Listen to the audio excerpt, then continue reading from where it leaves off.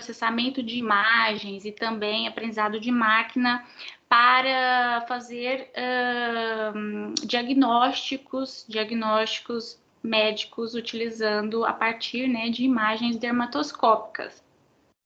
Então, nessa apresentação, eu vou considerar alguns pontos, como apresentar o problema, né, esse problema de lesões de pele, que é o mais complexo aí, o aumento de casos de câncer de pele, né, a motivação que nós podemos considerar para a criação aí, para desenvolvimento, propostas de novos sistemas aí, para auxiliar no diagnóstico, né, de lesões de pele. Também fazer uma introdução aí, considerando o que tem sido feito na literatura, utilizando técnicas de processamento de imagem, também aprendizado de máquina para esse problema, né, de câncer de pele, considerando aí imagens dermatoscópicas, e também etapas que são encontradas aí em diversos métodos na literatura para esse diagnóstico automático de lesões de pele. E algumas possibilidades de pesquisa para quem tiver interesse nessa área, né, para que vocês tenham aí como diretrizes tudo o que eu vou falar durante essa apresentação, para começar aí pesquisas nesta área. Então, nós podemos começar aqui falando do problema de câncer de pele que nós temos no Brasil e no mundo em geral, tá? Mas, de acordo com o Instituto Nacional, nós temos, eu não consigo selecionar aqui, mas eu espero que vocês vejam o cursor do mouse. Aqui nós temos, 30% de todos os cânceres no Brasil, que são os não melanomas, que se vocês olharem, né, se a gente considerar todos os cânceres no Brasil, o não melanoma tem maior incidência entre todos os cânceres, que é um tipo de câncer de pele, tá? Então, nós temos esses dois tipos, nós podemos, né, em geral, classificar esses dois tipos de câncer de pele, melanoma e não melanoma. O melanoma, apesar dele ter uma porcentagem menor, né, apenas 3%, considerando aí entre todos os cânceres, ele é mais agressivo.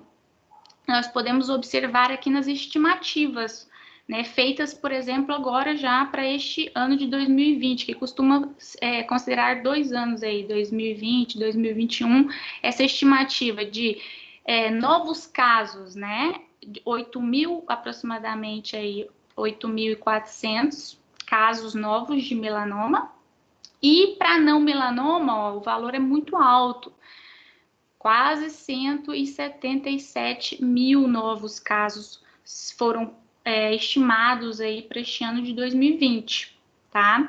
Só que apesar do melanoma ter uma estimativa bem baixa de novos casos, se vocês considerarem aqui a mortalidade, né, o número de mortes que já foi definido aí, que ocorreram para o ano de 2018, né, o número é bem alto, 1.791, comparado aqui, apesar do número de mortes de não melanoma ser baixo, mas se a gente for comparar o número de casos, né, estimados, o melanoma aí tem uma proporção bem maior.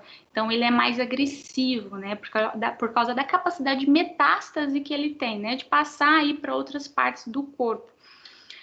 Então, isso é um problema que nós temos, que acaba que é uma motivação aí para a construção de sistemas, né, de diagnóstico auxiliado por computador, focando aí no diagnóstico de câncer de pele.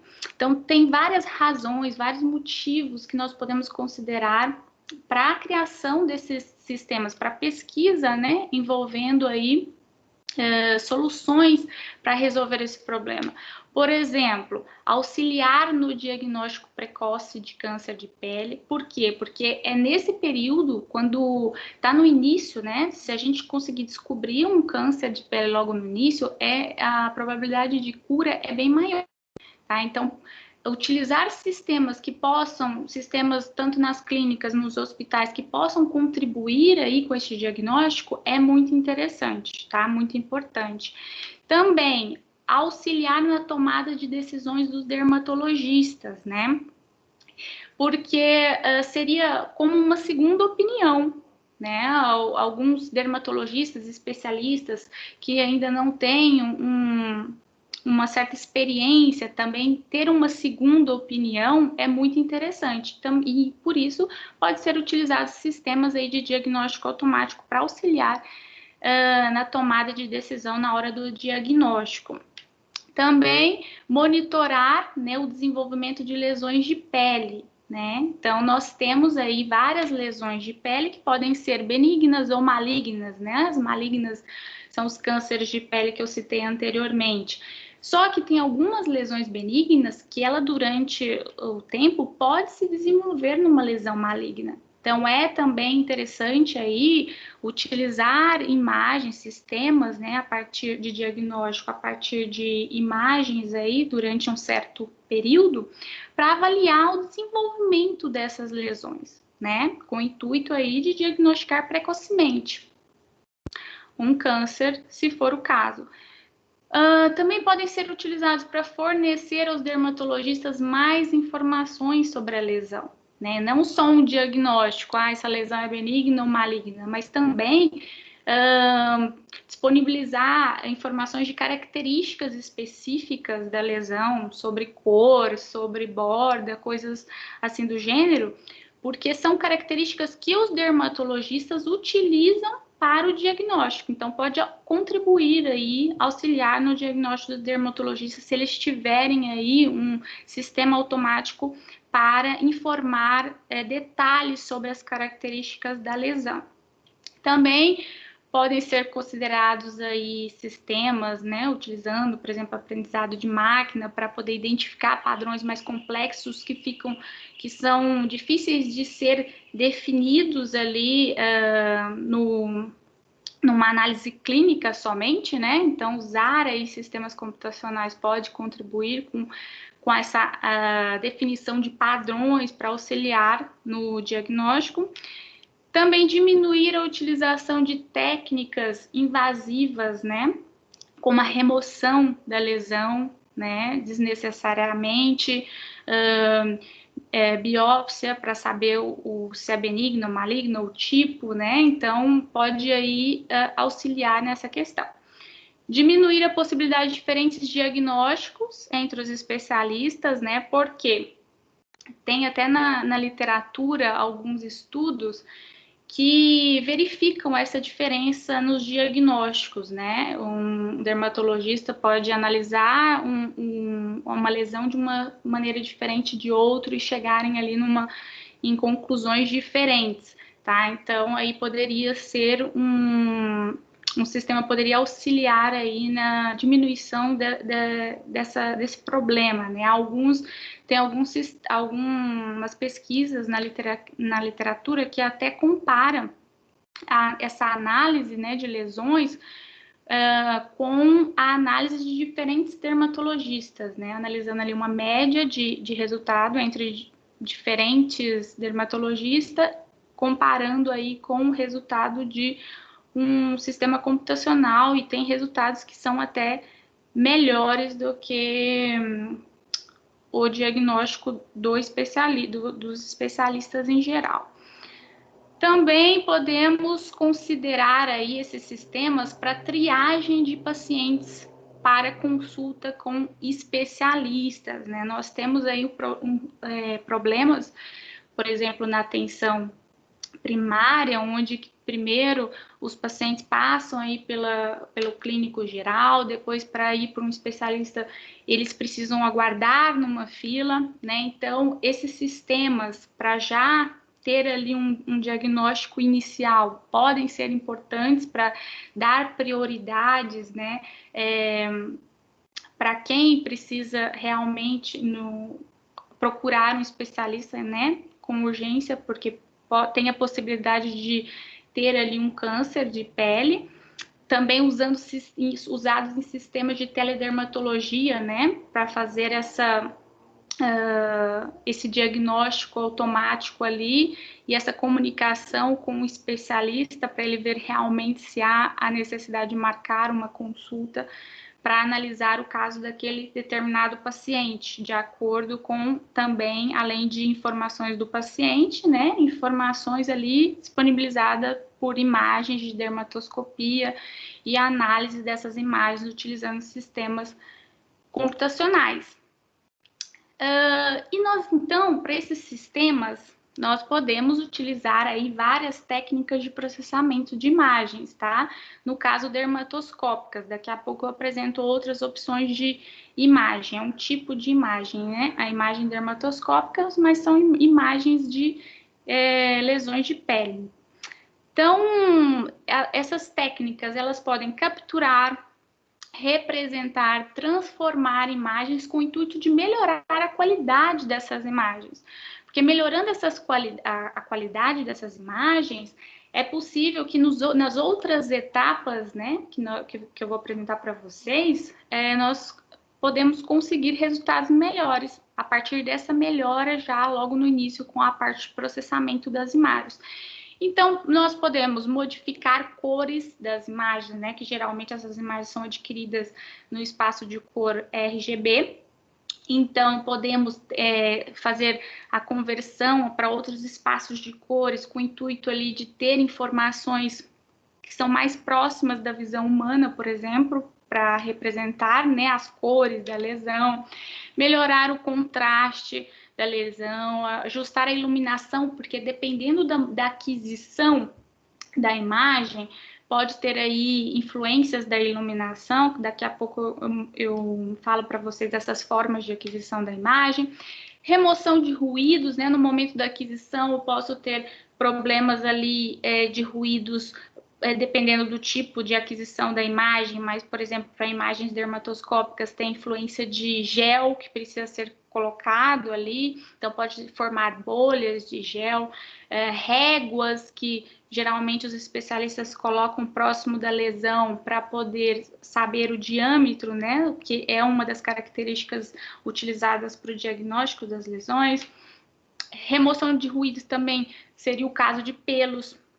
Em algumas situações não é feita a remoção do pelo, então a imagem fica ali com vários pelos envolvendo elas. Mudança do formato, tá? Então, tem bases aí de imagens que a gente vai encontrar uma diferença enorme de tamanho de imagem.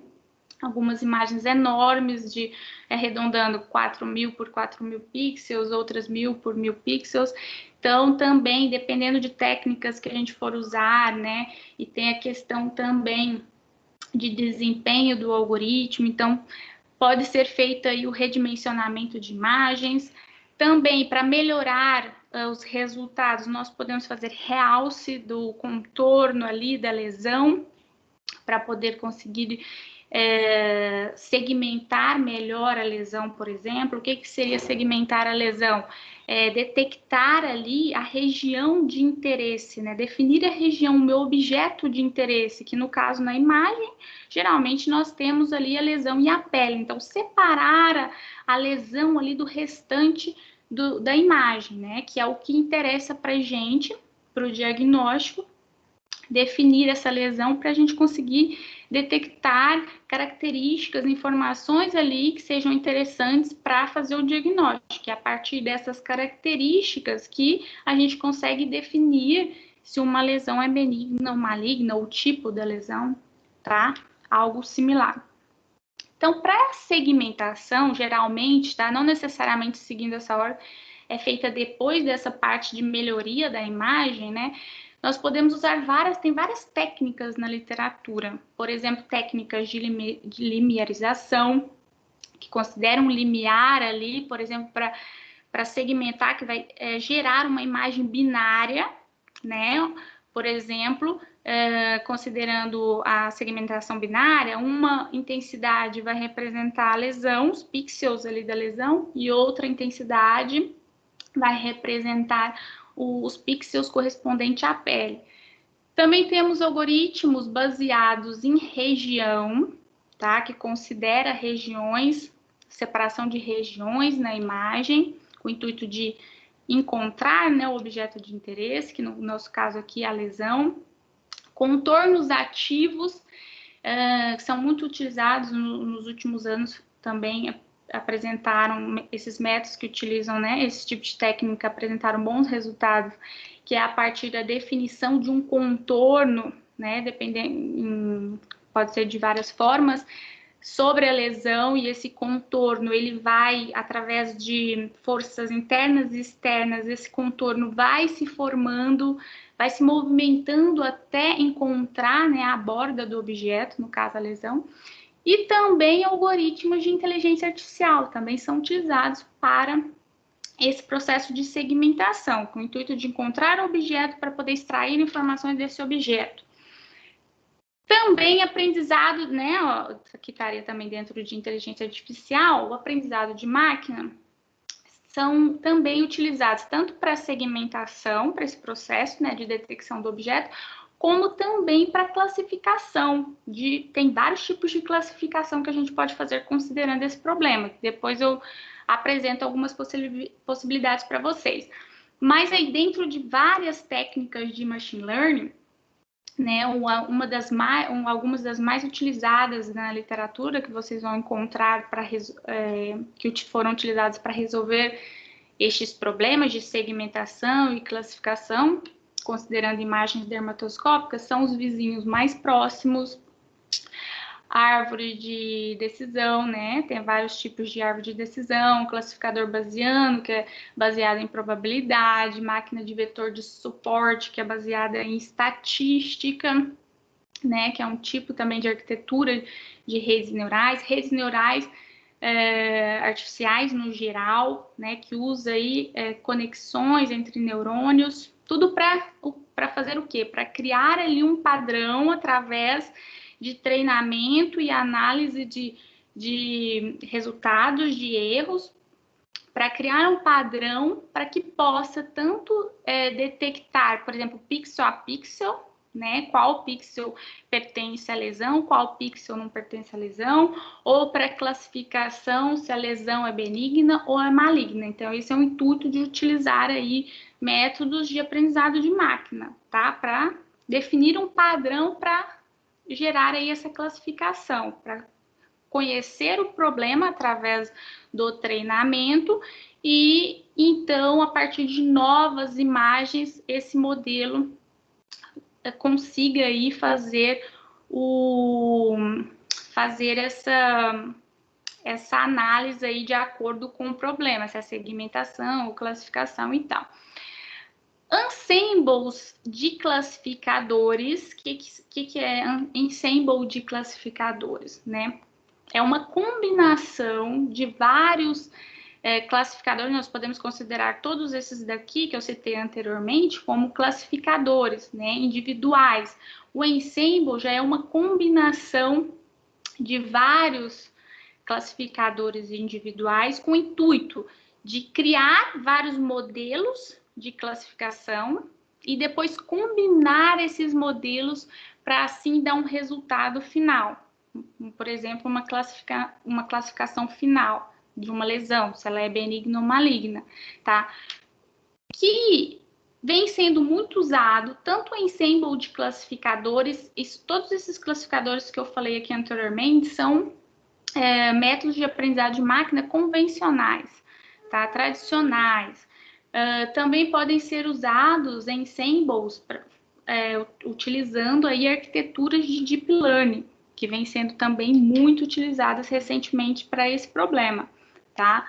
Então, seria a combinação de vários modelos, por exemplo, usando classificadores convencionais ou arquiteturas de deep learning, com o intuito de ter várias possibilidades através de diversidade, né? A gente faz uma alteração dos modelos para criar diversidade, ou seja, possibilidades de dar resultados de classificação diferente, e na hora que eu combino os resultados dessas classificações, eu tenho um resultado que ele pode ser melhor do que utilizando apenas um classificador individual, né? Por exemplo, se a gente utilizar um método de combinação aí muito conhecido, que é o de votação, e a gente considerar, por exemplo, a situação de que, para qualquer tipo de problema, né? Às vezes nós temos um problema e a gente procura, é interessante procurar vários especialistas. E cada especialista vai vai analisar aquele problema e vai dar o seu diagnóstico. Vamos supor que seja médico, um diagnóstico médico, né? E se a gente considerar a resposta de vários especialistas e a gente verificar quantos, né? Por exemplo, no caso das lesões, quantos diagnósticos corresponde a benigno e quantos a maligno. E vamos supor que o maligno, a quantidade de votos foi maior. Então, provavelmente, aquele resultado aí tem uma probabilidade maior de estar correto. Então, é mais ou menos esse o intuito aí dos ensembles de classificadores.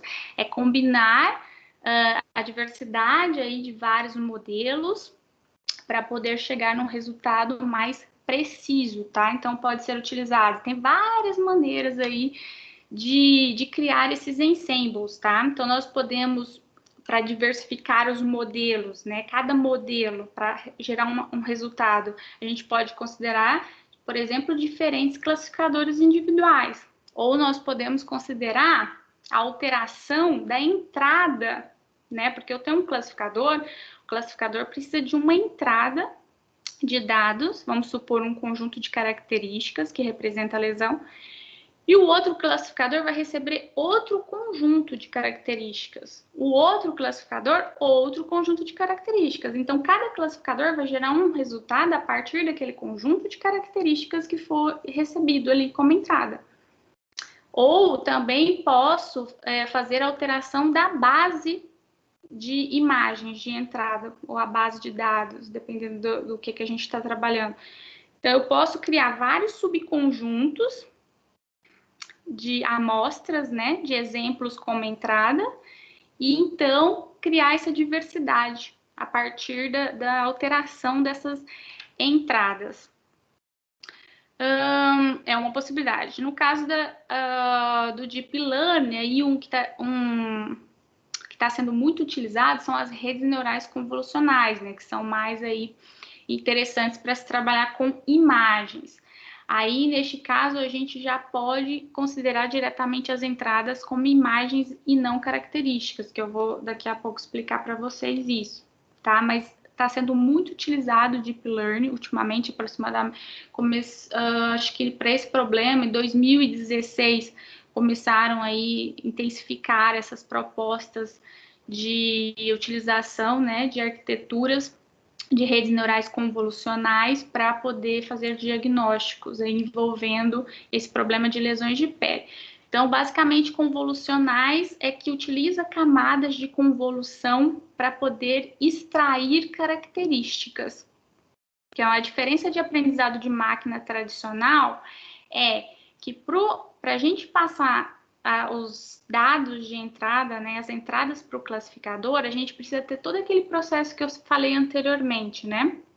Você pode fazer o processamento da imagem ali, melhorar a imagem, depois fazer a segmentação, extrair características daquela região de interesse, né, criando vetores aí de características para poder passar essas características para o classificador comum, né, de aprendizado de máquina. Já as redes neurais convolucionais, ela própria, né, já tem embutida internamente camadas responsáveis para extrair características. Então, a gente pode passar as imagens como um todo, né, e aí nem precisa ter essa etapa de segmentação. Então, passaria essas imagens como um todo, as camadas ali de neurônio, com neurônios, né, de redes neurais, são responsáveis por extrair características de acordo ali com o treinamento, né? Vai ser analisado quais são as melhores características para representar aquele problema, para criar ali os padrões que são interessantes para o resultado final, e camadas específicas de redes neurais convencionais, tradicionais, para fazer a partir com essas entradas, né, das características extraídas a partir das camadas de redes de camadas convolucionais, utilizar essas características para fazer, então, a classificação final, aí, de acordo com o objetivo do problema. Então, dentro desses sistemas de análise aí de lesões de pele, nós temos várias possibilidades de etapas, que eu já comentei, várias delas aqui para vocês anteriormente, né? Então, as principais encontradas na literatura aí é a aquisição de imagens, o pré-processamento dessas imagens, a etapa de segmentação, depois extração ou seleção e seleção de características, o pré, porque aí a gente gera, né, dados, o pré-processamento de dados e depois, então, a classificação de lesões. Isso, os métodos tradicionais, tá? Utilizados aí na literatura, né? No caso do Deep Learning, a gente não precisaria fazer aí todas essas etapas, tá? Mas ainda temos que fazer alguns estudos para ver se realmente alguma etapa dessas aqui não influenciaria tanto no resultado final, tá? Dependendo da situação. No caso de aquisição de imagens, né, existem vários tipos de dispositivos aí, técnicas que podem ser utilizadas de maneira não invasiva para adquirir essas imagens. Então, podem ser utilizadas fotografia, dermatoscopia, ultrassom, microscopia e várias outras. Aqui algumas delas, tá? Aqui no caso desse exemplo dessas imagens aqui, nós temos o caso de fotografia, tá? A partir de câmera digital, ou pode ser por vídeo também, usando câmera fotográfica. Temos que podemos dizer, são conhecidas como imagens clínicas ou imagens macroscópicas. Aqui, que é a letra A, aqui a imagem A e a imagem C, tá? São imagens, são fotografias mesmo com câmera comum. E na B e a D, nós temos aqui exemplos de imagens dermatoscópicas, que são obtidas por um dispositivo chamado dermatoscópio, tá? A metodologia, né, é a dermatoscopia. Então, qual que é a diferença? Esse dispositivo, né, o clínico, pode ser o clínico, é como se fosse uma lupa, né, que nós temos ali acesso às camadas mais, amplia a imagem, então nós temos acesso das camadas mais profundas ali da pele, e a partir disso, né, desse acesso, nós conseguimos visualizar características mais detalhadas, que talvez essas características sejam interessantes aí para o diagnóstico, do que olhando só a camada mais externa da pele, né? Pode contribuir mais aí para o diagnóstico, ter acesso a mais detalhes internamente aí da pele. No caso, os dermatologistas podem utilizar, tipo, como se fosse uma lupa, né? Ou podemos utilizar aí para capturar, né, a dermatoscopia digital. Tanto esse dispositivo dermatoscópico pode ser acoplado numa câmera, como uma câmera digital, como também num celular, por exemplo, tá? Um dispositivo que é acoplado ali no aparelho para poder fazer a captura da imagem, ou por vídeo, ou utilizando vídeo também, tá? Então, eu vou dar exemplos aqui, né, considerando esses dois tipos de imagens para vocês, tá? Antes era muito complicado trabalhar com esse tipo de problema, porque nós não tínhamos base de dados suficiente. Tem várias outras bases que eu não coloquei aqui, mas que tem poucas imagens, algumas têm 200, 100, 400. Então ficava difícil trabalhar, né? Criar aí modelos para definir padrões, tanto para segmentação como para classificação de lesões de pele. Então, aqui, a partir, se eu não estou enganada, de 2016 até agora, né, que vai continuar, mas até o momento, né, 2016 e 2020, nós temos aqui o ISIC, que ele é um workshop aí só focado em imagens dermatoscópicas e que também organizam challenges, né, competições aí para resolver vários problemas envolvendo imagens dermatoscópicas. Então, todos os anos, eles vão aumentando, eles vão disponibilizando mais imagens com uma colaboração de várias universidades, vários hospitais, dando essas bases que tem imagens para diferentes problemas, para vocês terem só uma noção. Em 2018, para problemas de segmentação, né, que eles disponibilizam a imagem original e o ground truth, que é a região ali de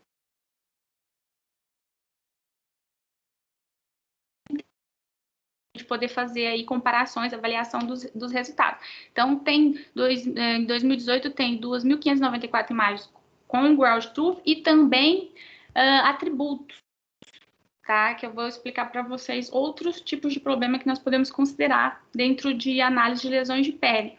Em 2019, eles disponibilizaram aproximadamente 25 imagens para outro tipo de problema, que é a detecção de tipos de lesões de pele, né? Então, não é só o diagnóstico, benigno ou maligno, é o tipo. As lesões de pele, nós temos várias possibilidades aí de tipos de lesões de pele, não só aqueles cânceres que eu falei no início, né? O melanoma e não melanoma. Dentro do não melanoma tem o carcinoma basocelular e o carcinoma espinocelular, né? Por isso esse conjunto é considerado como não melanoma. Mas tem outras lesões, né, que são benignas.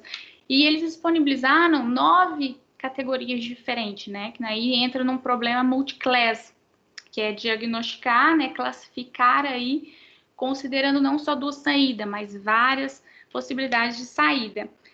E agora, né, o SIC 2020 está acabando agora, este mês, esse challenge, não sei se já terminou exatamente, mas eles disponibilizaram 33.126 imagens, só para considerar aí o diagnóstico, né, benigna ou maligna, uma classificação binária aí. Então, a partir dessa disponibilização das bases, estão tendo várias propostas aí, diferentes de métodos aí de envolvendo processamento de imagens, aprendizado de máquina, principalmente agora nos últimos anos, utilizando Deep Learning. Então, considerando outra etapa, que é o pré-processamento de imagens, porque apesar de estar tão em evidência aí o Deep Learning, né, redes neurais mais voltada aí para redes neurais convolucionais, onde que nós temos vários tipos de arquiteturas, né, dentro dessas redes neurais convolucionais que podem ser usadas.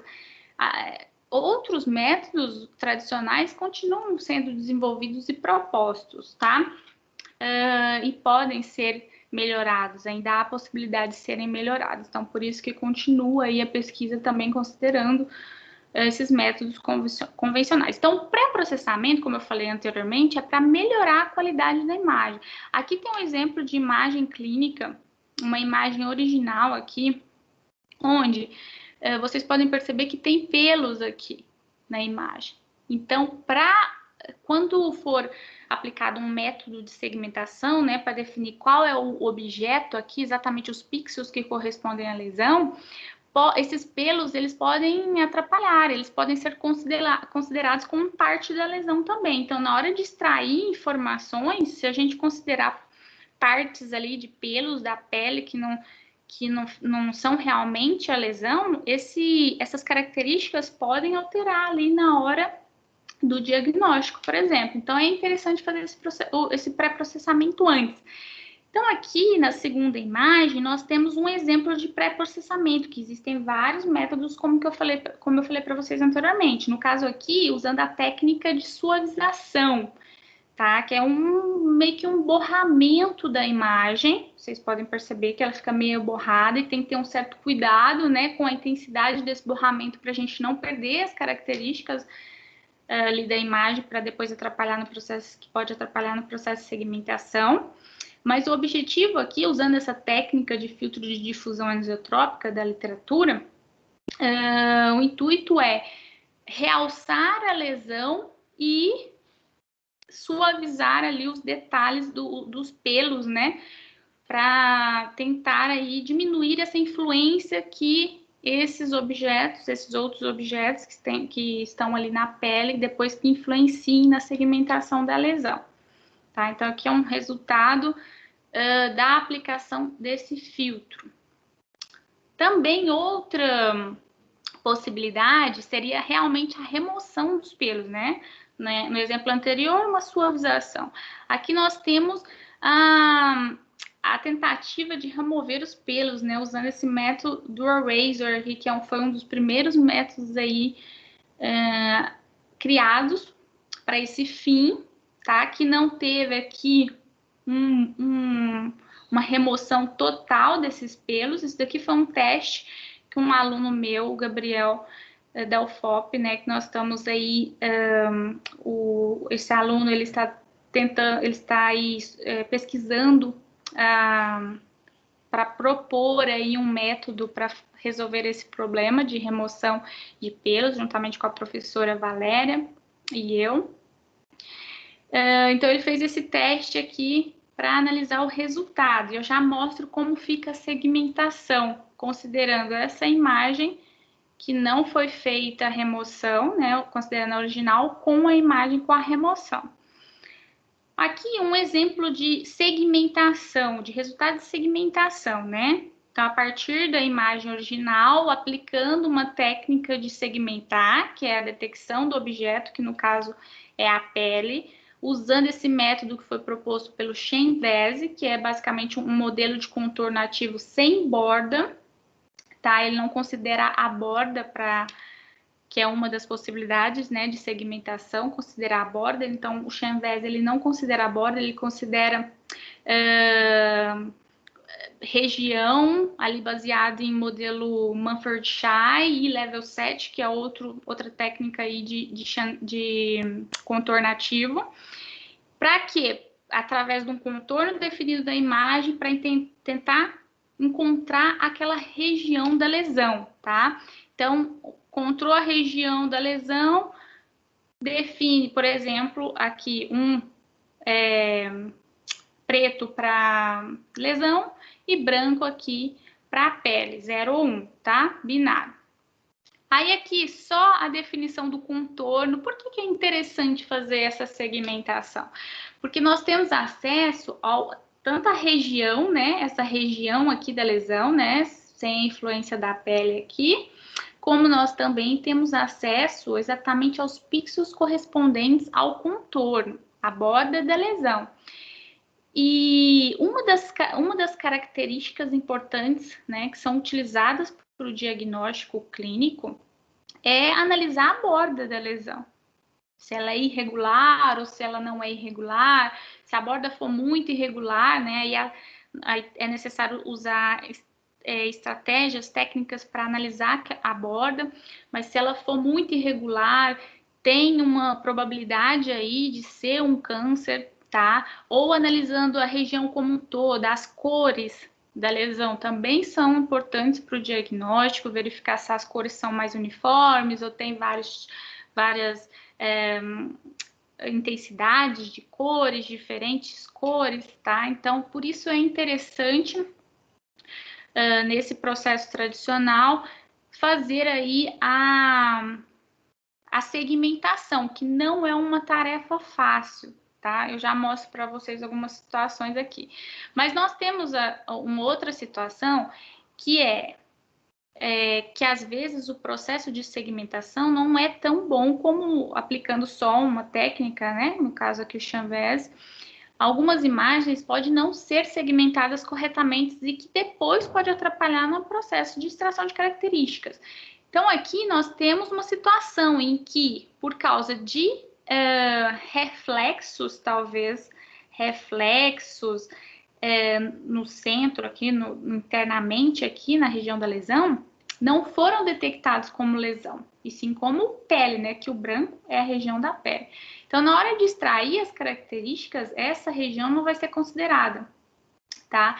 Como também poderia, a gente viu anteriormente que pelos, né, aqui poderiam ser considerados como lesão. Então, quando acontece essas situações, nós podemos, depois da etapa de segmentação, aplicar alguma outra técnica para fazer com o intuito de fazer um pós-processamento, né, para tentar melhorar o resultado da segmentação. Por exemplo, aqui foram utilizados filtros morfológicos de abertura e fechamento, que conseguiu ali remover esses orifícios aqui. Também, se tivesse o caso de alguma região aqui externa que foi segmentada incorretamente, também poderia ser removida com esses filtros. Ou poderia também ser aplicado outro método, dependendo da situação, né? Outro método de segmentação, que seria um processo híbrido aí. No caso, os filtros, nesse caso aqui não dá para visualizar isso, mas às vezes alguma lesão é segmentada com as bordas muito irregulares, que não corresponde à imagem verdadeira, né? Então, esses filtros também podem ser utilizados para suavizar essa borda. Então, são só alguns resultados para vocês entenderem aí esses processos. Aqui também outros resultados de segmentação, usando também o Canvas, em situações que a segmentação foi até visualmente, a gente está olhando só visualmente, foi correta, né? Mesmo com as intensidades aqui, ó, muito próximas da pele, ele conseguiu aqui definir toda a região da lesão, né? Englobou toda a região da lesão aqui. E mesmo considerando pelos, sem nenhum, apenas com a suavização, né? Aqui foi feita a suavização como o pré-processamento. Aqui nós temos alguns exemplos próximos, né, do correto, e aqui na última linha aqui, né, as imagens E, F, G e H são exemplos que o algoritmo, né, de Canvas, com a suavização utilizando o filtro de difusão anisotrópica, não foi suficiente, tá? Principalmente quando tem aqui uma área muito grande de reflexo, ou que a lesão é muito próxima, as cores da lesão é muito próxima das cores da pele, ou sombras aqui, que é uma região mais escura, né, no canto. Aqui também uma intensidade muito próxima da pele. Então, tem várias situações que essa segmentação pode não ser muito boa, tá? Então, o intuito é sempre tentar melhorar aí essas técnicas.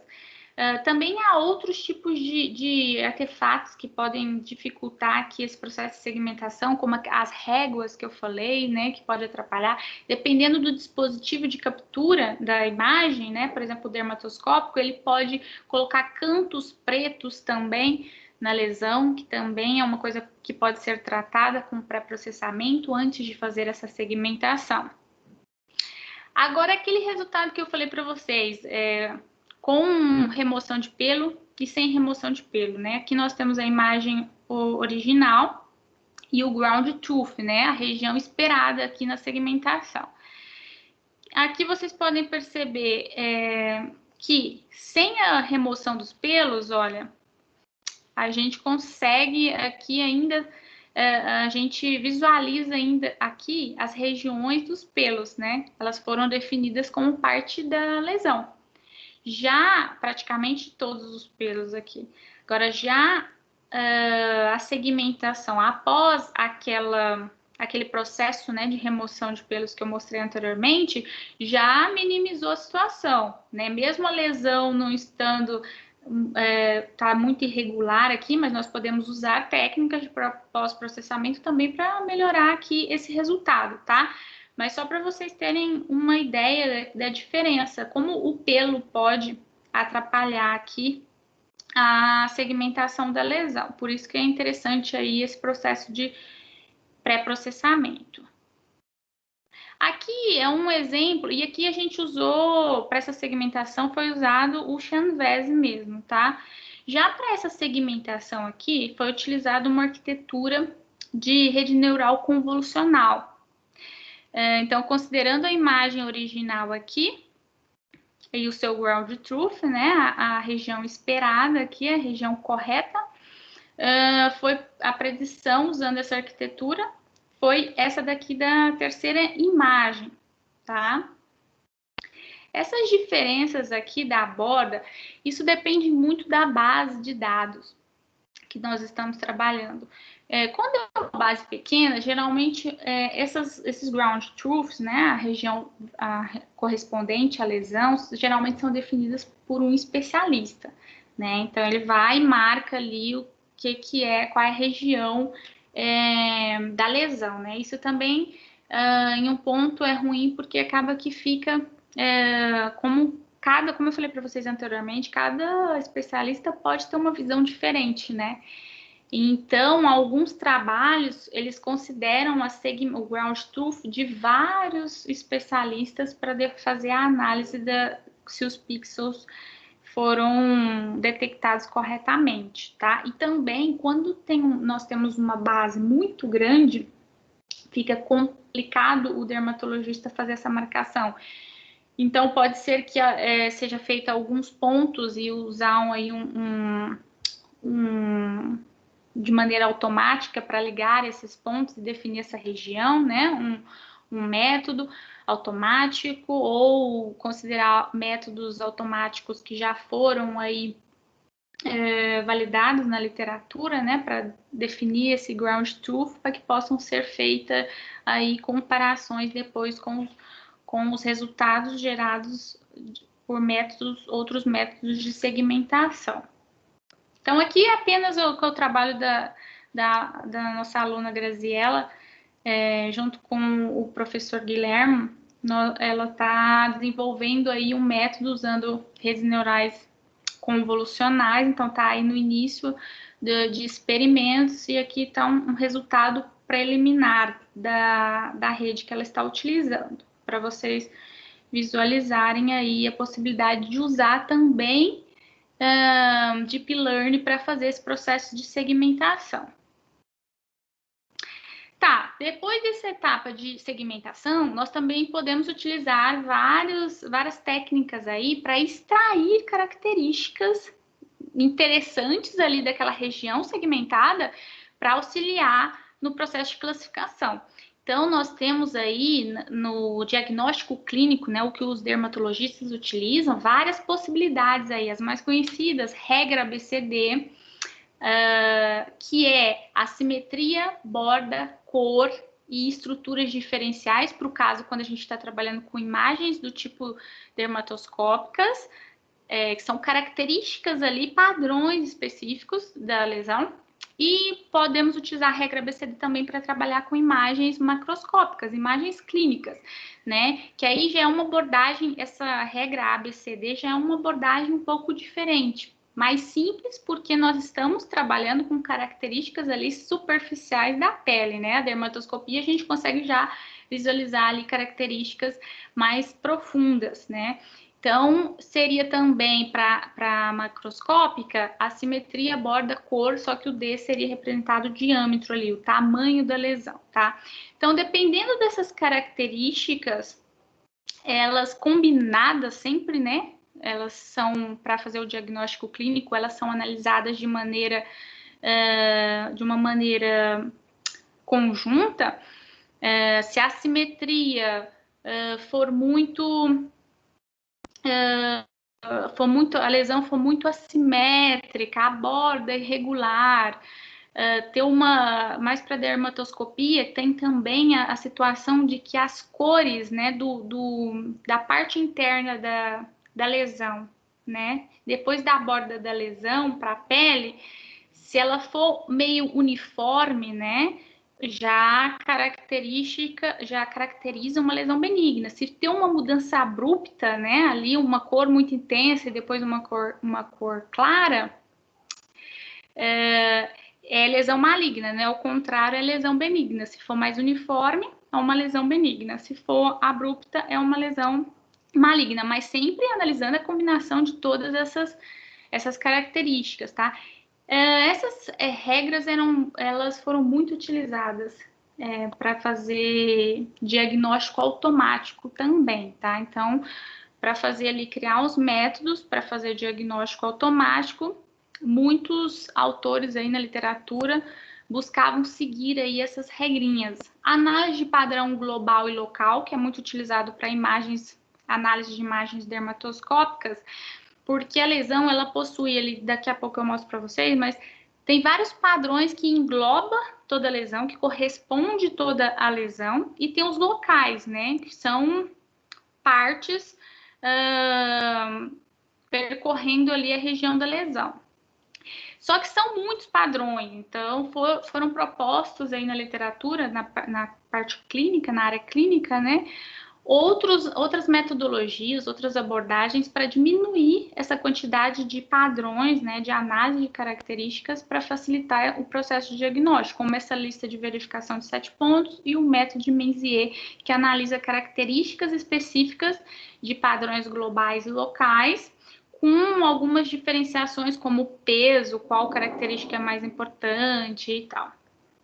Então, essas características, elas podem ser utilizadas, tá, no processo de diagnóstico automático, né, de análise, de processamento e análise de imagens dermatoscópicas, mas, assim, são poucos os trabalhos que realmente utilizam exatamente essas regras, né? Então, o que o pessoal da literatura tenta fazer é considerar características que podem representar estas abordagens clínicas. Então, o que é muito utilizado na literatura são extrações de propriedades de forma, tá? Analisando ali mais a borda, o formato da lesão, considerando propriedades geométricas, assimetria da lesão, irregularidade da borda, ou também variações de cor, considerando medidas estatísticas, assimetria de cor,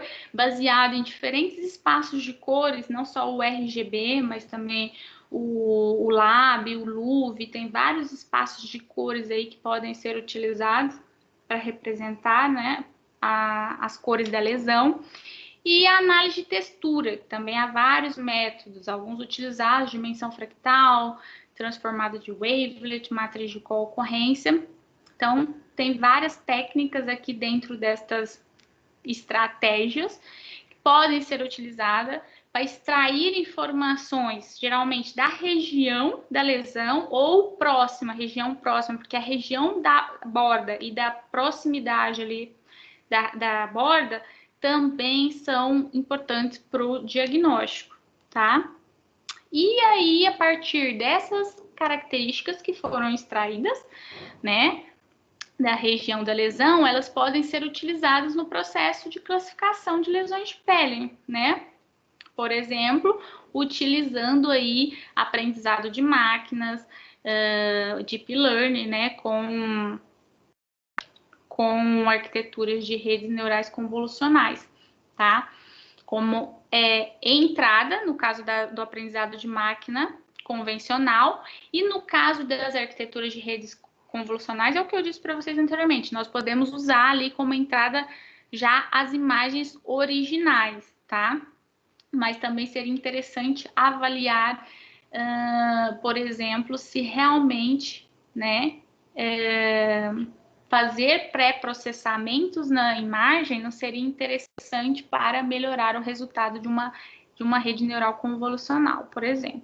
Então, antes desse processo, também, quando a gente está considerando dados, né, extração, como a gente extraiu características, considerando os dados ali, os vetores de características, também podemos usar estratégias de pré-processamento de dados, né? Existem vários trabalhos aí na literatura que consideram seleção de características, porque dependendo da quantidade de algoritmos de extração de características que a gente utiliza, né, o número de características, a quantidade de possibilidades aí que podem ser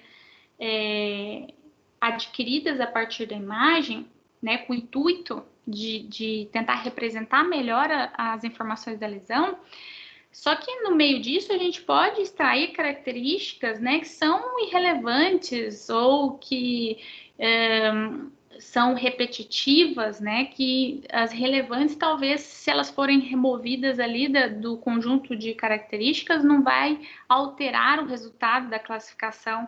Então, técnicas de seleção de características podem contribuir com esse processo no sentido de remover essas características, ou seja, selecionar quais são realmente as características interessantes aí para serem usadas como entrada do classificador. Também tem o problema dos dados, né, que eles podem não estar ali na mesma escala, e dependendo do algoritmo de classificação, ele não pode lidar, né, com aquela diferença da apresentação dos dados. Então, normalizar todos em um determinado intervalo específico também pode ser interessante para o processo de classificação. Também nós podemos ter o problema de desbalanceamento do nosso dataset, né, da nossa base de dados. Principalmente nesse problema de lesões de pele, as bases, geralmente, elas têm muitas imagens de lesões benignas do que lesão maligna, obviamente, porque tem mais possibilidades aí de surgir lesões benignas, né, do que malignas. Então, trabalhar com uma quantidade muito diferentes entre as classes, né, considerando duas classes, benigna e maligna, para representar o problema, né, de classificação. Se a gente trabalhar com muitas lesões benignas e poucas lesões malignas, o nosso sistema, ele pode, de classificação, ele pode tender a classificar melhor aquelas classes que foram treinadas ali usando um conjunto maior de imagens. Então, é interessante usar aí algum método para fazer esse balanceamento, ou remover a quantidade de imagens da classe que tem mais imagens.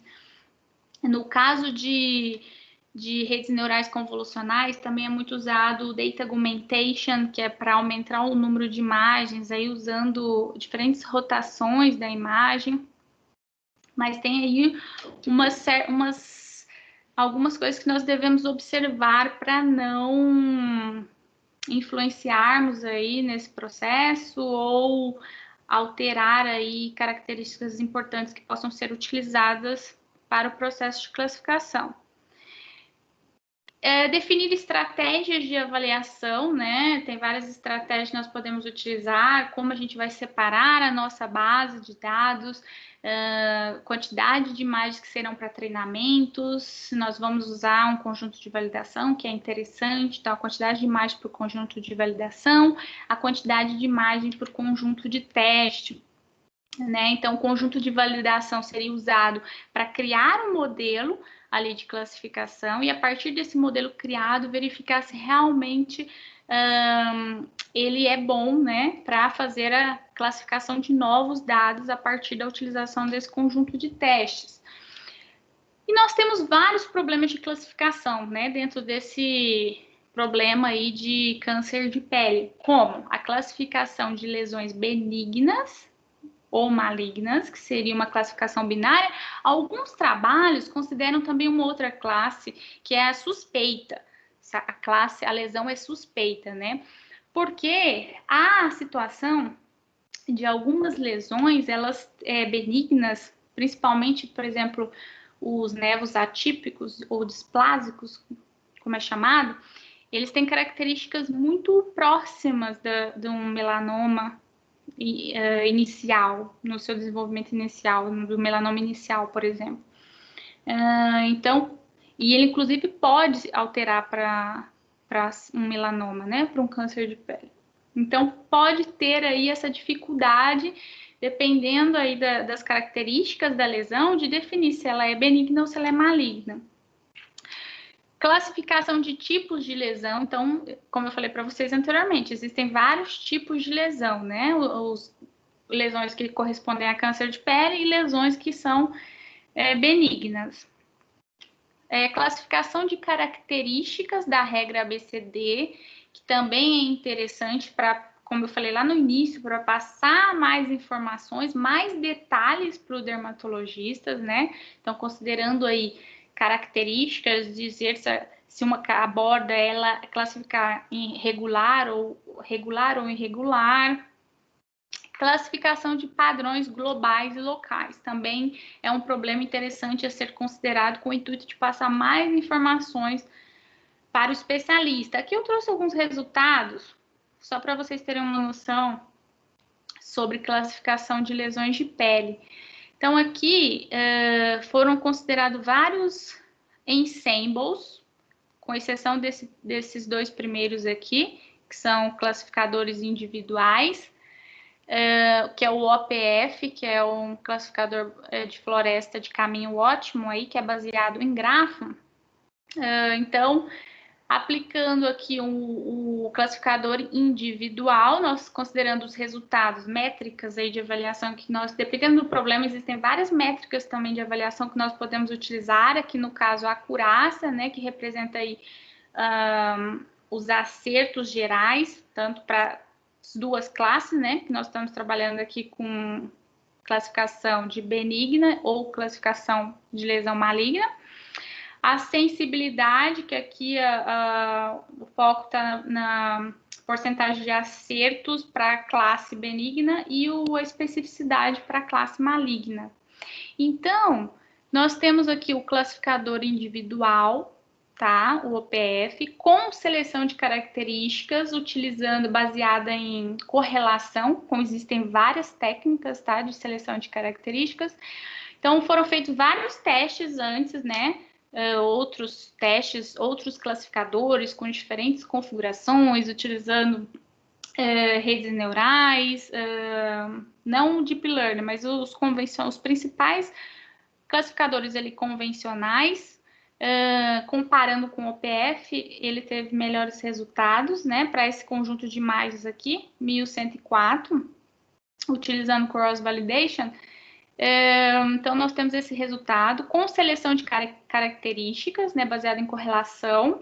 Também foi considerado várias outras seleções de características. O baseado em correlação teve um melhor resultado entre os classificadores.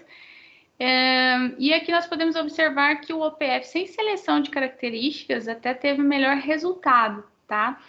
Mas a aplicação de seleção de características é um dos motivos interessantes da utilização, é tentar melhorar o resultado e que o processo ali tenha menos características possíveis para melhorar o desempenho aí, tá? Porque o processamento com menos características acaba que ficaria melhor, né?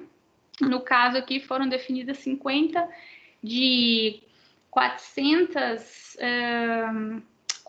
características, por volta de 400 características, o CFS considerou 50 características, tá? Então foram removidas aí várias características consideradas redundantes ou irrelevantes ou com muita correlação e tal. Já utilizando o ensembles aqui, que nós temos os tradicionais, que é o Bagging, o AdaBoost e o Floresta Aleatória, o Bagging, e sempre, né, o ensemble, ele considera classificadores individuais, né? No caso desses aqui tradicionais, considerando apenas um classificador, né, o OPF, que eu utilizei, e o Bagging, como que ele faz a diversidade? Alterando a base de dados, né, como um todo, alterando em vários subconjuntos diferentes.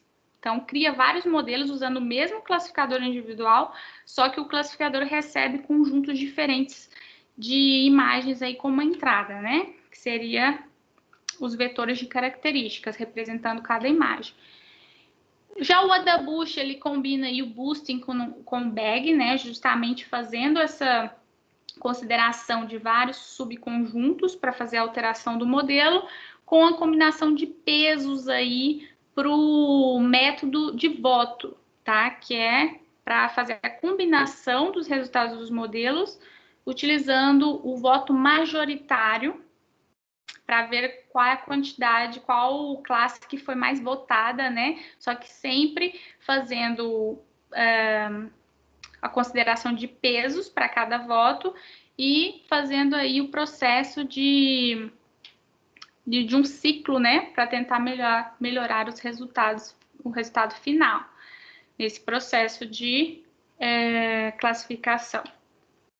E a floresta aleatória, que é um ensemble, né, a combinação de várias árvores de decisão, que também teve bons resultados aqui, 93,9 de acurácia. E um ensemble com as mesmas entradas, todos recebem, cada modelo recebe a mesma entrada, né?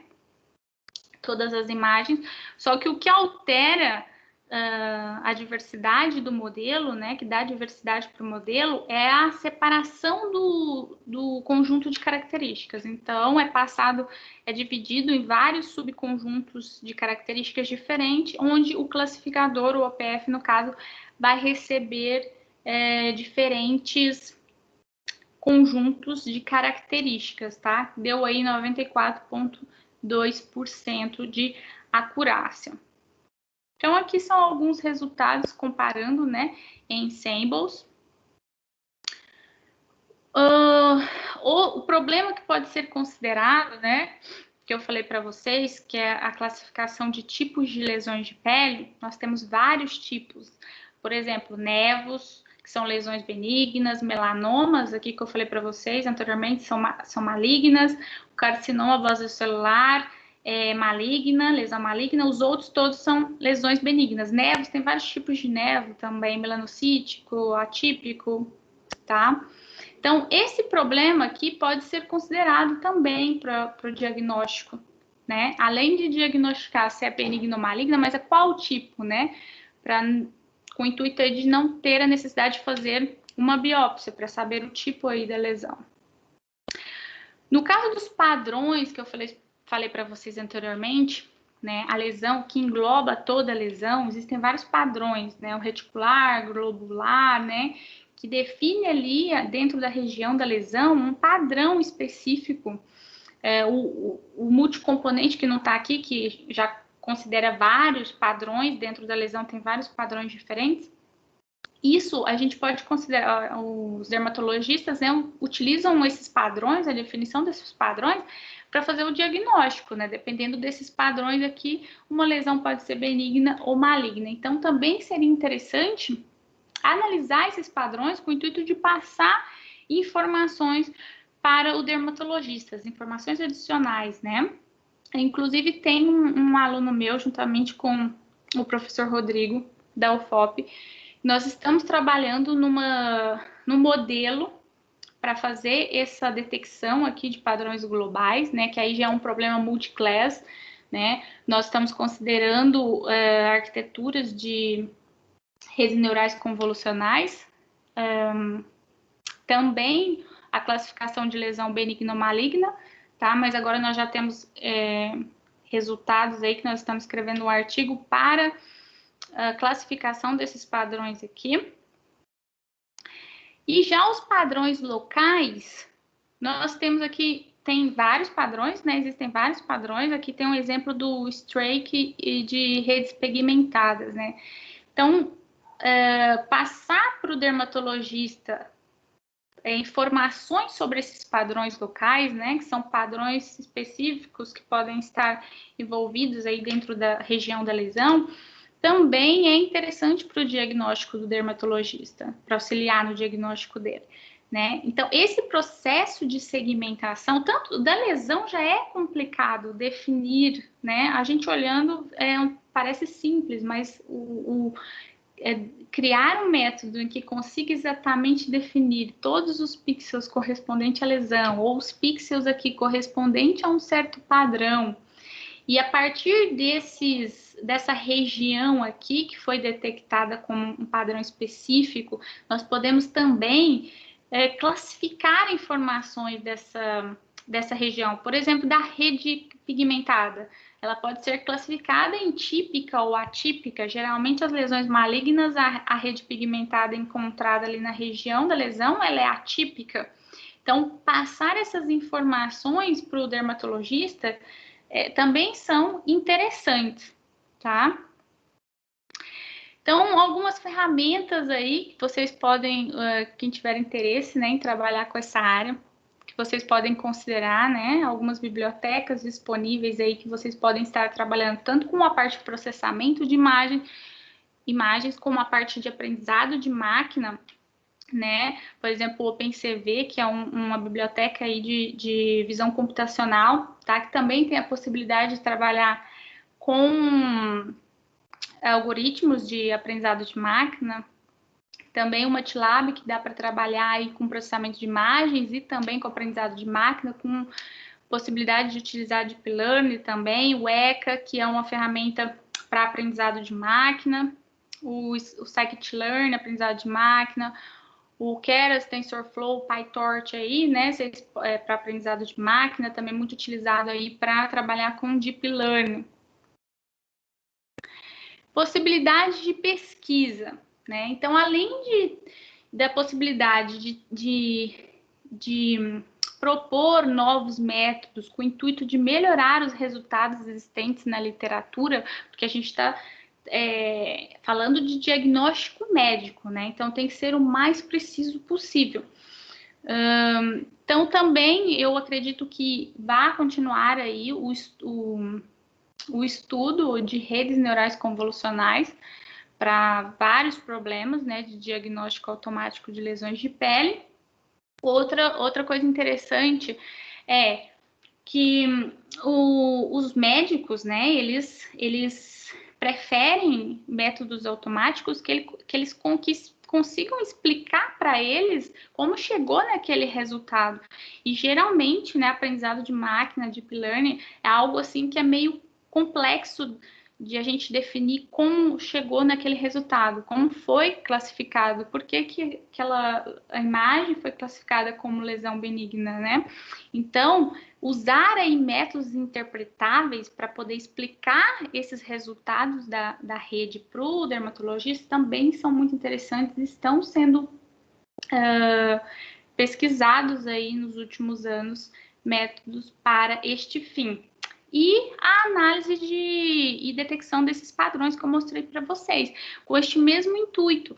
O dermatologista, ele acha interessante receber esse detalhamento de informações, ele acha interessante receber os padrões que foram detectados na lesão, por que aquela lesão ela é maligna, quais foram os padrões ali encontrados, né, os padrões locais, os globais, quais características estão ali envolvidas na região da lesão, que chegou à conclusão que aquela lesão é uma lesão benigna ou maligna. Então, tem várias possibilidades aí de estudo dentro dessas situações que eu acabei de falar para vocês, que podem ser consideradas aí como pesquisa, né? Se vocês tiverem interesse em entrar dentro dessa área.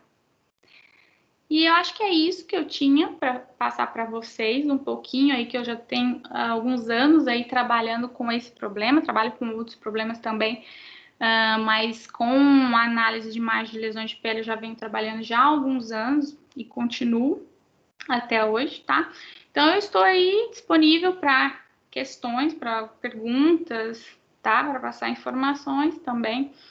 Obrigada a todos e todas.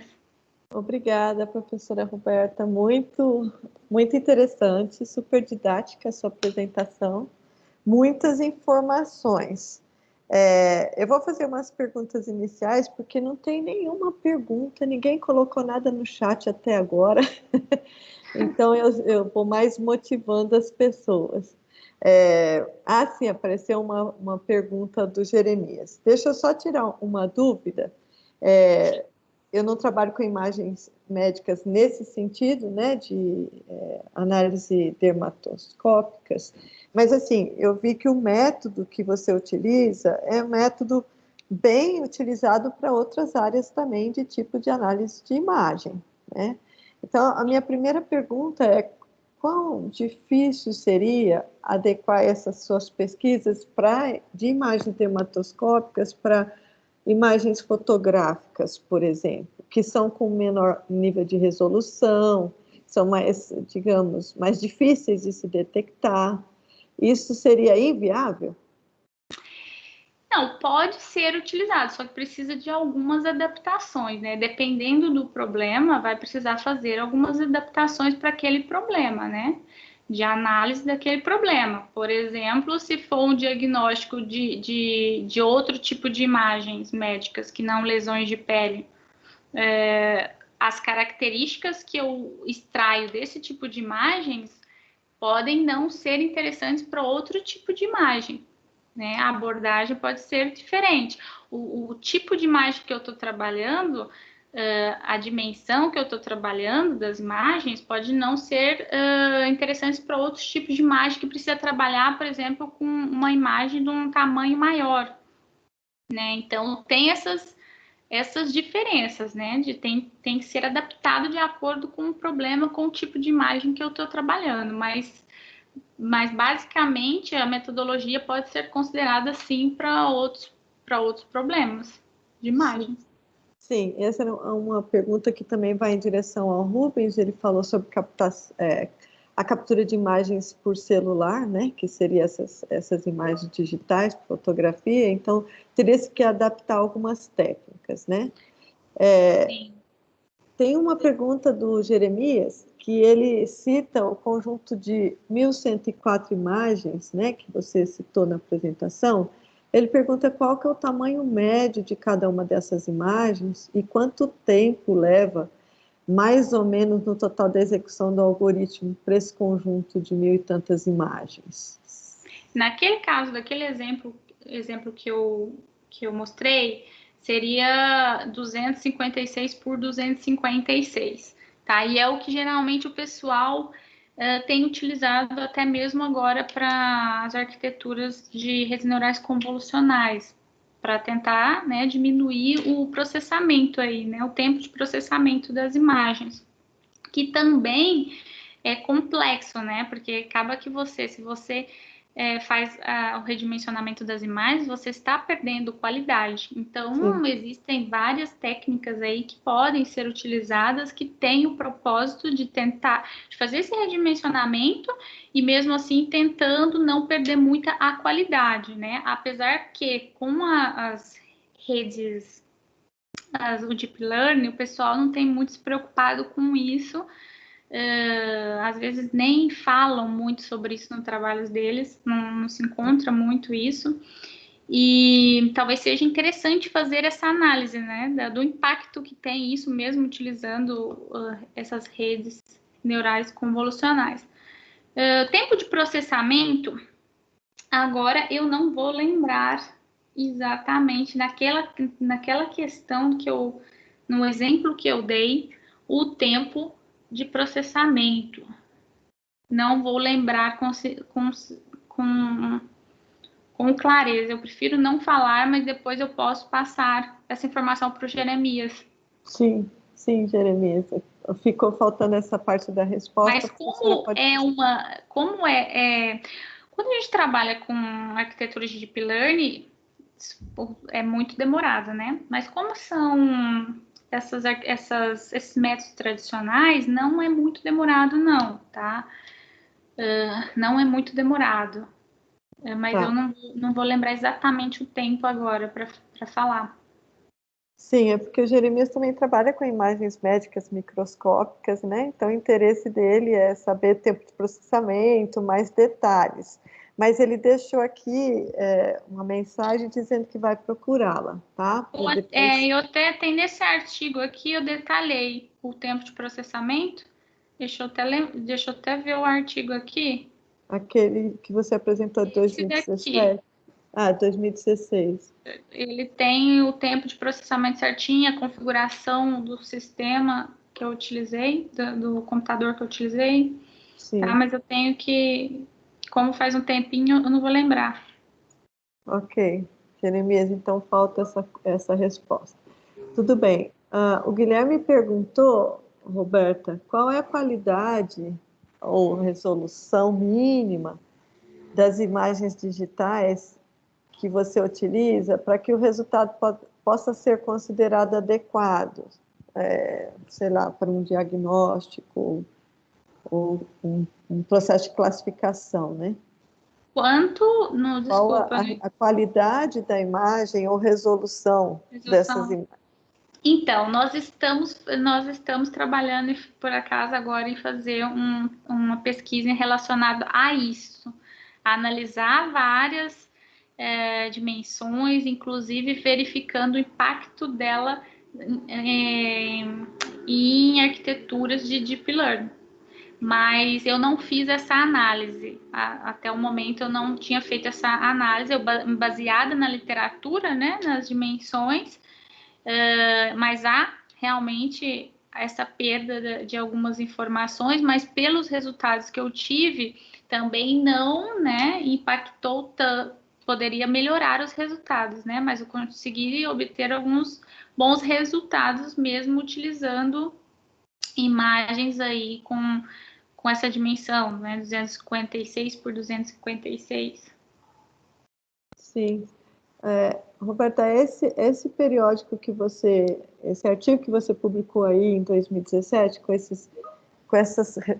esses resultados, inclusive de métodos tradicionais comparados com o Ensemble, você usou imagens daquelas bases de challenge, ou isso são imagens que você usou de algum, sei lá, algum laboratório, ou alguma Para essas parceria? daqui, para esses resultados ali do Ensemble, eu usei do ISIC.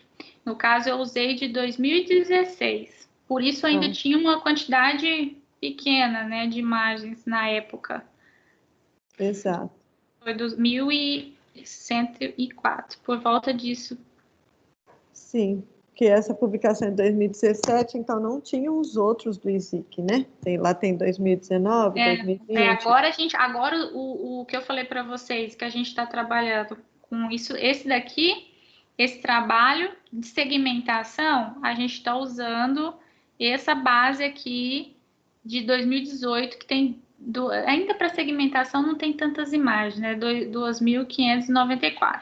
Mas para o trabalho que a gente fez pesquisas aqui usando essa base de 33, usando 33 mil, né? Usando arquiteturas de Deep Learning, né? de redes neurais convolucionais. E também nós estamos usando uma outra base, aí já é uma base de uma fonte privada, para fazer a classificação desses padrões aqui, ó. Esses padrões globais aqui. Só que essa base ela tem poucas imagens, que é um problema que nós estamos enfrentando aí para tentar resolver, que tem 1.000 e poucas imagens com o diagnóstico do padrão, né? Aquela lesão tem qual padrão? Qual que é o padrão global dela, né? Uhum. Então tem Sim. poucas imagens. Esse problema de ter poucas imagens é muito ruim, né? Mas Nunca vai dar para usar Deep principalmente para Learning. usar Deep Learning. Sim. Principalmente para usar Deep Learning. Mas tem algumas técnicas aí que podem contribuir, né? Sim. Existe algum trabalho, isso é curiosidade, tá? Que você já viu que compara, por exemplo, métodos tradicionais de aprendizado com Deep Learning para ver realmente o benefício de você usar uma arquitetura de Deep Learning que, na verdade, né, é como você explicou, é difícil de justificar a classificação feita por esse tipo de técnica, mas que a gente possa justificar que, olha, realmente aqui foi muito válido utilizar a técnica de Deep Learning, porque muitas vezes as pessoas usam isso por moda, né? Você sabe disso. Ah, Deep Learning está na Exatamente, moda. sim. Muitas vezes nem é necessário, mas porque tem um volume grande de imagens, não, tem que usar Deep Learning. Então, não necessariamente tem que usar Deep Learning. Então, você já viu algum trabalho nesse Sim, sentido de comparação de resultado? sim, já vi sim, tem. E que, inclusive, os métodos tradicionais são melhores. Por exemplo, para classificação e para segmentação. Por exemplo, tem um artigo que trata da segmentação e o Uhum, autor, que seria isso aqui, né? uhum, A segmentação, inclusive, e o autor propôs um método não Chanvese, mas também baseado em contornativo. E ele uhum. comparou com a segmentação usando Deep Learning e o método dele foi melhor. Ele o método dele que ele criou, né, baseado em contornos ativos, foi melhor do que usando redes neurais convolucionais para fazer a segmentação da lesão. Isso é interessante. Então tem sim alguns trabalhos. Só na segmentação ou na classificação também? Na classificação também. Ok. Outra coisa que é sempre difícil é você definir exatamente quais são as características, né, as features. Como reduzir essas features e não trazer prejuízo à classificação, né? Se você usa muito poucas características, pode prejudicar. Se você usa muitas, às vezes pode ser um número abusivo que não seria necessário e só trazer sobrecarga computacional, né? Então, esse ajuste de quantitativo de características para essa parte de diagnóstico que você trabalhou, é um problema também, como para outros tipos de classificação? O problema de seleção de características. Exato, seleção de features. Sim, tem vários tipos de métodos que podem ser usados, né? Baseado em filtros, né? Que mede ali a qualidade, quão bom é aquela característica dentro daquele conjunto para representar, né? Através da análise da classificação depois, né? Primeiro analisa a qualidade, depois verifica realmente o conjunto é interessante para fazer a classificação, como tem um Rupper, que os modelos Ruppers, o próprio algoritmo de classificação, né, de machine learning, ele é usado ali naquele processo de seleção de características, que geralmente apresenta um resultado melhor, porque está usando ali machine learning para avaliar essa qualidade, só que o desempenho, né, o custo computacional dele acaba sendo maior, né, por causa de todo o processamento que envolve o machine learning. Sim. Então, tem artigos que focam só em seleção de características. Com certeza, isso é um problema ainda. Você já teve a oportunidade de pegar o resultado, por exemplo, da sua classificação automática e validar isso junto a especialistas? Para verificar se realmente aquilo que foi classificado automaticamente bate com a classificação de um especialista humano? Não, eu não fiz isso, mas tem artigos na literatura que fizeram essa comparação e que os resultados foram até melhores do que o do especialista.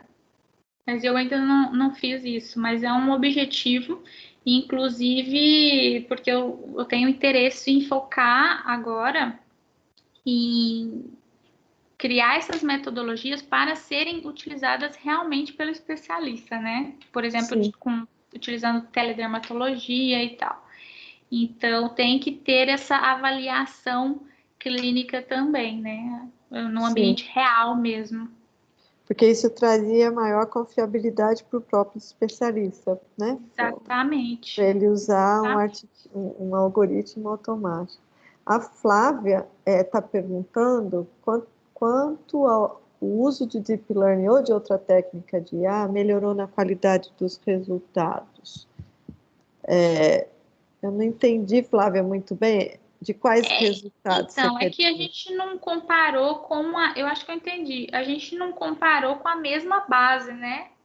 Tipo, pegar ela a sem mesma usar. que eu tinha utilizado com os métodos que eu utilizei para verificar as duas situações, né? Agora a gente está fazendo outras abordagens usando Deep Learning, mas com bases novas, né? Por exemplo, utilizando essa daqui de 33 mil imagens.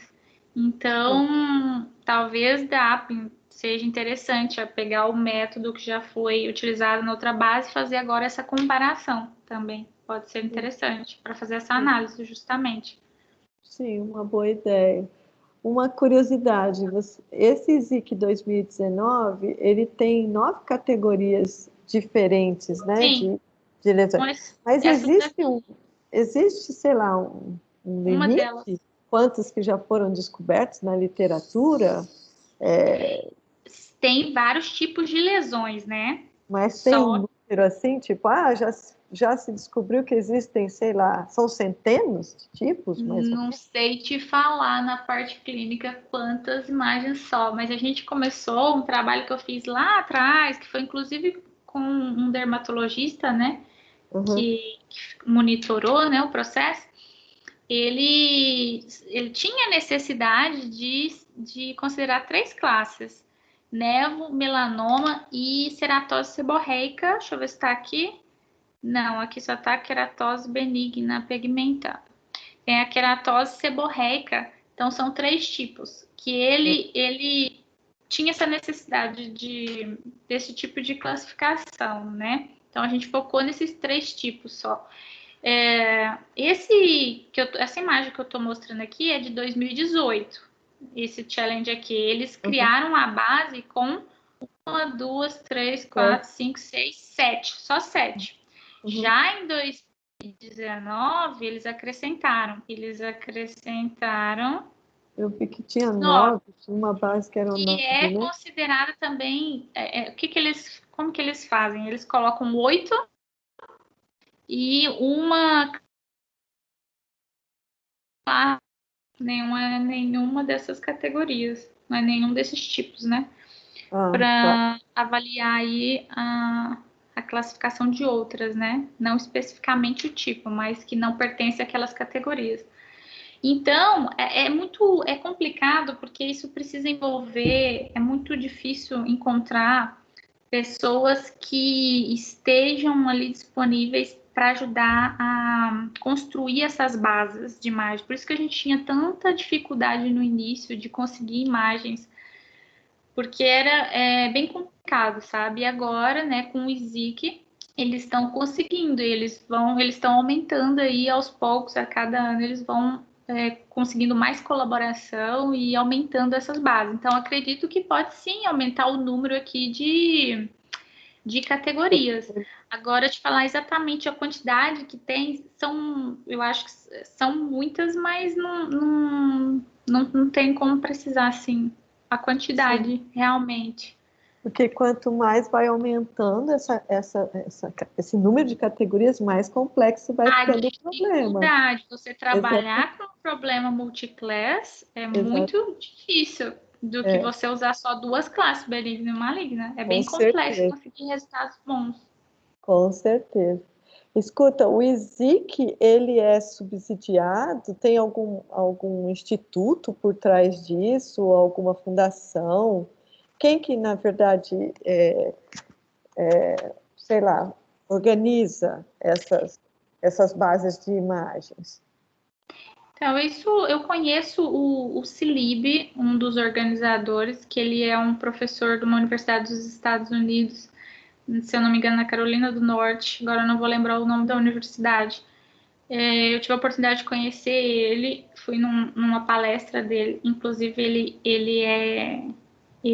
também foca nesse problema, né, há muitos anos, de Uhum, análise de lesões de pele. uhum, Ele é especialista nisso. Então, ele é um dos organizadores, agora não vou me lembrar o nome dos outros, que eles começaram ali em 2016 a busca, né, por criar essas bases para fazer os challenges nessas competições. Então, além do workshop, eles disponibilizam a base e o problema. Cada ano tem um problema diferente. Olha, com essa base você tem que seguir essas regras aqui e, e nos passar os resultados. E aí eles fazem um ranking, né? E até tem premiações e tal para os primeiros lugares. E participa da conferência também, com esse objetivo de aumentar aí, e tem muitas pessoas que participam, muitas. sim. O challenge aqui de 2020 já tinha mais de 1.000 contribuições de métodos lá postados. Muito legal isso, muito estimulante, porque com as bases públicas, né, e os resultados, a gente pode criar novas técnicas, novos métodos, novas Exatamente. soluções. A Lucélia está perguntando, Roberta, qual algoritmo você está usando para classificação multiclass? Esse problema aqui A gente está trabalhando atualmente neste problema aqui. Então, a gente já tem toda ali uma metodologia, né? Mas está sendo considerado VGG, ResNet, Inception, a Google Lenet, GoogleNet, Lenet, AlexNet, várias arquiteturas, né, baseadas em redes neurais convolucionais. E aí tem a metodologia, estratégias ali também que a gente está considerando dentro disso para poder tentar chegar no resultado. Não é esse aqui não, esse aqui, para considerar essas classificações aqui, desses padrões. Ela Reticular, globular. Qual ResNet? É? Qual ResNet ela voltou? Várias. A gente está testando várias. Tem vários modelos, né? Ela disse que usou a ResNet 50 e teve muita dificuldade. Você Dificuldade de obter abrir resultado ou de utilizar a arquitetura? Luciane, abre seu microfone e conversa com a professora. Qual foi a dificuldade em usar a ResNet 50 especificamente, que você está citando? Boa tarde, professora, tudo bom? Boa tarde. Foi na questão da definição das categorias, né? Porque a gente precisava categorizar de acordo com determinadas palavras, a gente precisava encaixar ele numa categoria de julgamento, né? E aí a gente não conseguiu, assim, uma classificação muito adequada, né? A gente via muitos erros desse agrupamento nas categorias, por isso que eu te perguntei qual que você estava utilizando. Que é multiclass também. Multiclass também, E por isso que eu te falei da questão do multiclass. Uhum. Olha, eu ouvi não só do pessoal, né, próximo, mas de outros alunos também, que estava tendo não sei te explicar exatamente porque, tem até que ver isso, mas quem estava usando Keras estava tendo um resultado baixíssimo e A gente usou o TensorFlow junto com a ResNet 50. Eu não sei se tem algum problema ali que não estava dando certo os resultados e passaram a usar PyTorch, por exemplo, e o resultado melhorou. Não sei se há algum problema do método ali que pode também estar Pode ser dando essa essa combinação, interferência então, no né? resultado. Pode ser a combinação da ResNet com o TensorFlow, né? Talvez a gente conseguisse migrar para o PyTorch, talvez o resultado ficaria melhor, talvez? Pode ser. Pode ser. Mas eu não sei exatamente eu te falar qual o problema disso, entendeu? Tá bom, Sei não, mas que já ajuda. houve essa situação aí de alguns alunos. Tá bom, professora, obrigada. Isso é bem empírico, né? Dependendo dos dados que você está usando, realmente um pode funcionar melhor que o outro. Isso acontece. A gente utilizou para categorizar, para pré-aprovar, vamos dizer, né, infrações de trânsito, e aí a gente já teve um sucesso maior. Mas ali a gente não tinha tanta questão do multiclass, né? Porque eu só precisava verificar a imagem e ler os caracteres, extrair ali daquela imagem qual a placa, ir no Denatran, né? Recuperar os dados, e aí eu identificar, a gente batia, né, questão de tipo do carro, marca e cor, e aí se tivesse acima de, a gente estava usando uma acurácia de 90%, e estando o dado ok, e aquela placa sendo uma placa válida, o carro referente àquela placa, então a gente pré-aprovava aquela multa, porque hoje o pessoal dos Detrans, né, DR, DENIT, eles têm que fazer uma pré-aprovação manual, então eles têm quase 300 pessoas num prédio lá do DENIT, que antes que aquela infração seja de fato tornada uma infração, os auditores lá precisam olhar e validar aqueles dados. Então, a gente acabou usando essa combinação, né, da ResNet 50 com o TensorFlow para fazer essa pré-validação. Então, hoje a gente já entrega para o auditor um conjunto de infrações pré-validadas. E aí ele pode, dali, clicar em OK, ou ele pode fazer uma revisão manual, ou por amostragem, ou do lote completo, sabe? Então, Mas você, foi bem legal. Você Mas para chegou a corda a gente já não conseguiu o mesmo resultado. Não entendi. Com qual? Para análise de acordo. Porque o acordo a gente tinha que criar as categorias, né? Então, de acordo Então com você cada... Era multiclasse. Aí a gente esbarrou no problema do multiclass. Sim. Então antes era binário, era duas Binário. classes. Sim. Aí vocês adicionaram aí Na verdade, são dois problemas distintos, professora. A questão da pré-aprovação das infrações é um produto, né, para o DENIT e DENATRAN.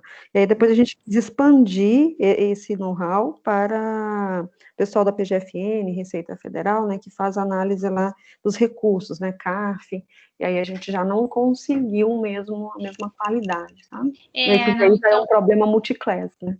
eu achei que era que você não tinha testado com outra situação. Então, você deu o resultado bom na outra, então é mesmo a abordagem que está sendo usada para multiclass, que deve ser usada alguma outras estratégias ali para poder tentar melhorar o resultado. Tá. Eu vi que a senhora colocou um slide onde tem quase todos os algoritmos que a senhora usou, né? Depois eu vou dar uma estudada lá. Mas assim, pode entrar em contato comigo e eu vejo o teu problema e a gente tenta aí ver umas possíveis soluções. Ai, que bom. Que bom, Eu fico preciso feliz. analisar melhor Ainda tem muito pouco, né, desses estudos ainda disponíveis para a gente, né? A gente perde dias e dias, um monte de fórum testando, igual a professora Célia comentou, ainda é muito empírico, né? E um resultado que é positivo para um segmento, às vezes para outro segmento não dá o mesmo resultado, tem que fazer alguns ajustes, né? Exatamente. Esse processo. É demorado mesmo. É demorado. Mas chega lá, vai dar certo. Ah, com certeza, já vai ser uma mudança de paradigma, né? Já pensou? Sim. E eu estou achando ótima a informação, Luciana, que tem pelo menos esses auditores, porque antes não era assim, não. A gente tomava multa e o negócio era automático e às vezes não estava certo. A informação ruim, professora, é que eles têm um SLA a ser cumprido. Então, quando o volume da infração é muito alta e eles não conseguem cumprir o SLA, eles não fazem essa análise, né? Então, por isso que a gente estava desenvolvendo esse produto. Justamente porque aí eles assumem o risco, né?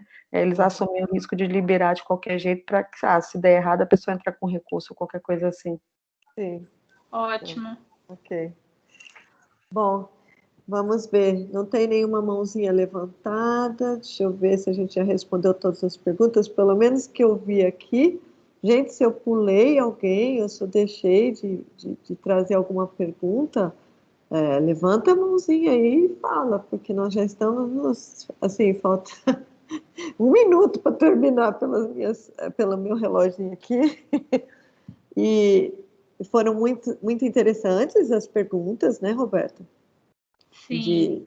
De pessoas que já trabalharam com algoritmo de aprendizado, né, de máquina, gente que está trabalhando com tratamento de imagem, ou seja, muito interessante as perguntas, tá? A professora Roberta deixou aí o e-mail dela, né, roberta.oliveira@unb.br. A professora tem experiência em análise de imagens dermatoscópicas, mas o método em si, ele é aplicável a outros tipos de problema, né? De classificação automática, seja multiclasse, ou seja, sei lá, até só binária. Então, a professora está disponível, a professora ainda não faz parte do nosso programa, mas quem sabe ela venha orientar e venha participar, né, Roberta?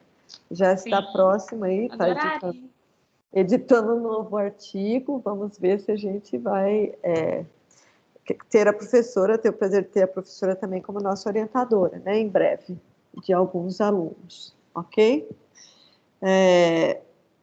Então, vamos encerrar. Eu queria agradecer mais uma vez a participação da professora Roberta, foi muito didática a sua apresentação, Roberta, trouxe ilustrações, né, de exemplos, de resultados de publicações, o que é muito interessante, para eles verem que existem resultados já publicados, validados pela comunidade, né? E a professora tem experiência nessa área, se não me engano, desde o doutorado, né, Roberto? Que você está trabalhando com essa parte de imagens dermatoscópicas. Então, obrigado pela participação, a professora está disponível, nós também, se quiserem fazer alguma mediação com a professora, mas está aí o e-mail dela, ok? Muito obrigada pela participação de vocês, eu já imprimi a presença e eu vou encerrar a nossa gravação, tá? Muito obrigada a todos pela Obrigada, participação. Célia.